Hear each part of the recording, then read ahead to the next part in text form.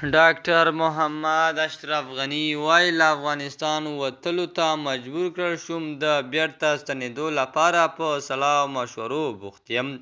په سلامونو مو هرکلی کوم د AFG نیوز چینل درنو لیدونکو. سلام، ستړي مه شئ، وخت مو بخیر.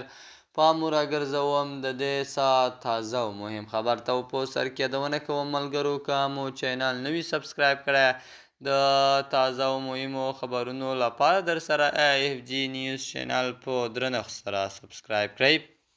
افغان ولسمشر محمد اشرف غني وایي له هېواده وتلو ته اړ ایستل شوی، خو په وینا یې د تېښتې او جلا وطنۍ قصد نه لري او هېواد ته د ستنېدو لپاره په سلا او مشورو بوخت دی.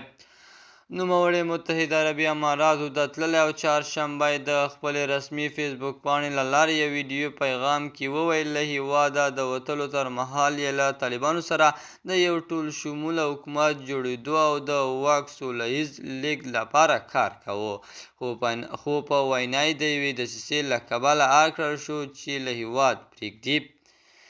عادي ورځنۍ چارې مې روانې وې. ماسپښین مهال د کابل ښار د نظم او ادارې لپاره دفاع وزارت ته روان وم چې ناڅاپه زما د فزیکي امنیت مسؤلین د دې لپاره راغلل چې یوه لویه فزیکي توطیه شنډه کړي. ښاغلي غني وایي سره له دې چې طالبان کابل ته د نه ورتګ ژمنه کړې وه، خو په وینا یې پر هغه ورځ د ارګ په شاوخوا کې وسلوال طالبان ځای پر ځای شوي وو او امنیتي مسؤلینو د امنیت ساتنې ځواک له لاسه ورکړی و.